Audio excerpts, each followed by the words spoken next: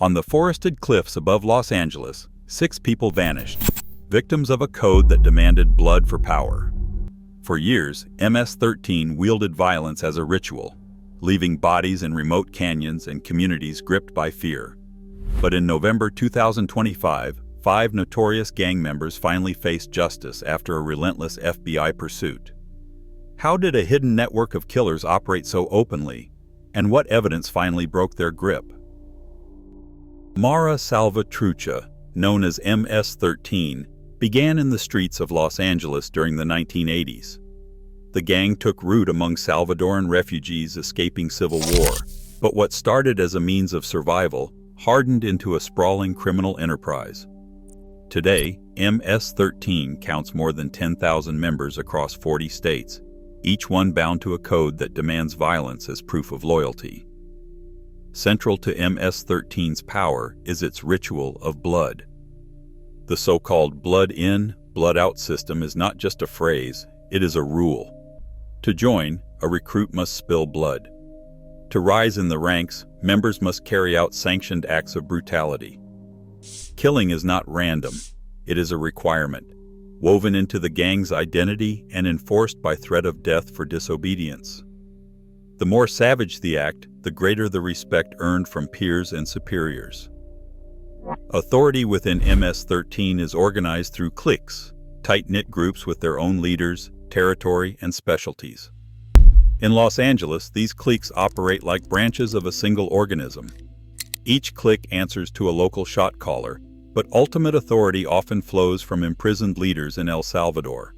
Orders travel through coded messages, sometimes relayed through family visits or encrypted chats. When a clique receives a green light, it means the highest levels have approved a hit. Carrying out that order is not an option, it is an obligation. Refusal means the target shifts from an outsider to a fellow gang member. Within this structure, violence is currency.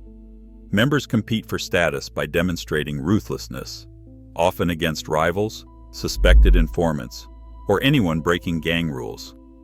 Cliques like the Fulton Locos, Directos Locos, and Hollywood Locos, Salva Inocentes, each have reputations for specific roles, planning hits, enforcing discipline, or disposing of bodies. But the expectation of violence cuts across every clique, reinforcing a culture where brutality is both a rite of passage and a means of survival.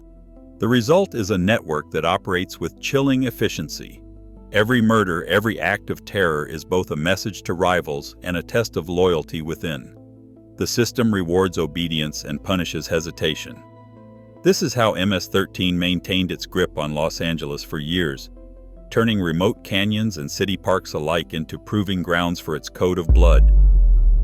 Between 2017 and 2019, 6 lives were stolen in Los Angeles County, their final moments unfolding far from city streets.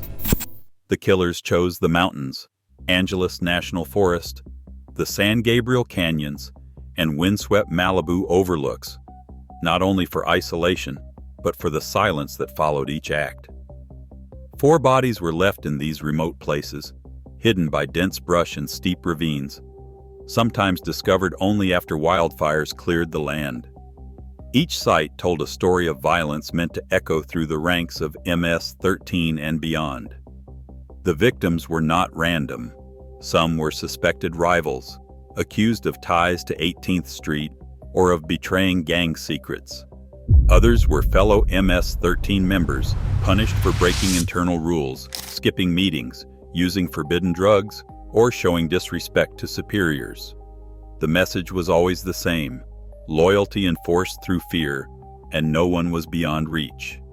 The methods were marked by excess. One victim, 16-year-old Brian Andino, was lured to Lopez Canyon by someone he trusted. There, 6 attackers stabbed him 107 times before leaving his body in a shallow grave. Months passed before a wildfire revealed his skeleton, charred and almost unrecognizable.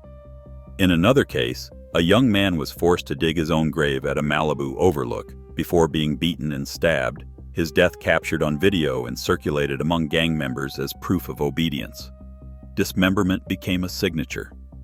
Prosecutors described how the Rosales brothers, acting on orders, used machetes to cut apart a victim in the San Gabriel Mountains.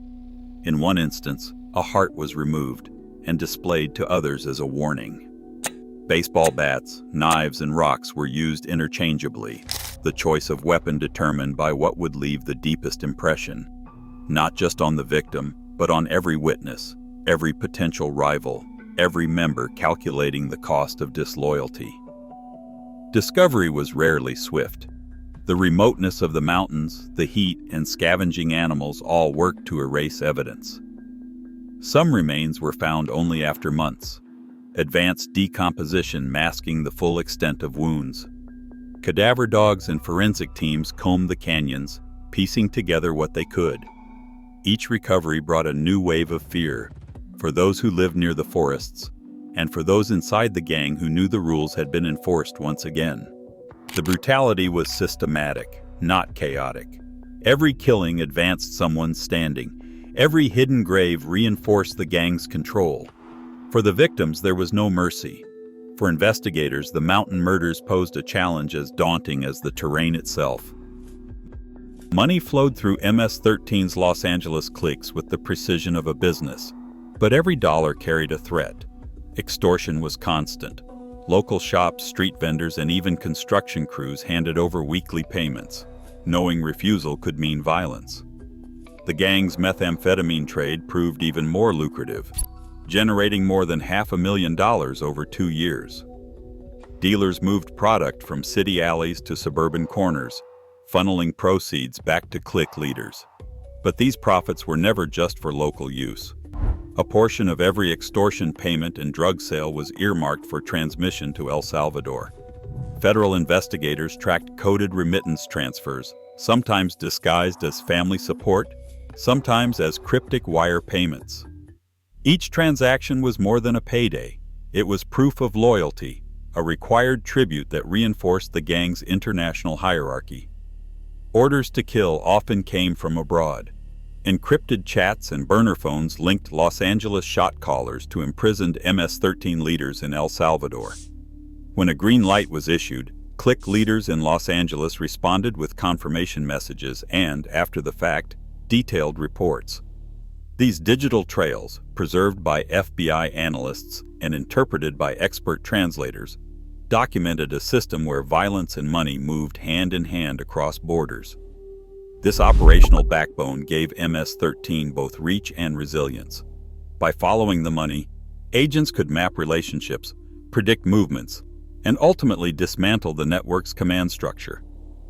Financial forensics proved as important as any DNA match in building the case that led to dozens of arrests in November 2025. Investigators faced a maze of silence and fear, but their case against the 5 MS-13 defendants became unbreakable through methodical, layered proof. Over 3 years, the FBI and the LAPD gang impact team tracked movements, intercepted coded messages, and gathered physical evidence from some of the most inaccessible terrain in Los Angeles County. Surveillance operations began in 2017 using a combination of wiretaps, geofence warrants, and undercover informants to monitor the suspects' meetings and late-night journeys into the mountains. The forensic trail started with the recovery of weapons, machetes, bats, and knives bearing traces of blood and tissue. DNA analysis tied those tools directly to the victims, even when months of heat and animal activity had nearly erased the crime. Ballistics experts matched shell casings from a North Hollywood park shooting to firearms seized from the defendants' homes. Soil and plant matter found on clothing and in vehicles linked suspects to specific mountain disposal sites, confirming they had been present at scenes where bodies were later found. The prosecution's case was bolstered by more than 50 witnesses, including former MS-13 members who described in chilling detail the planning and aftermath of each killing. These insiders revealed the meaning behind coded messages and explained how orders from El Salvador were relayed and executed. Forensic experts mapped out the remote locations and explained how environmental factors delayed discovery but preserved enough evidence to tie the murders together. Each strand, genetic, digital and testimonial, wove into a narrative so precise that jurors faced a case with no room for doubt. Even as verdicts fall, MS-13's network adapts, spanning borders, shifting tactics, and fueling new violence. The fight is far from over. Justice now means vigilance tomorrow, because organized brutality thrives wherever silence lingers. The mountains remember what we cannot afford to ignore.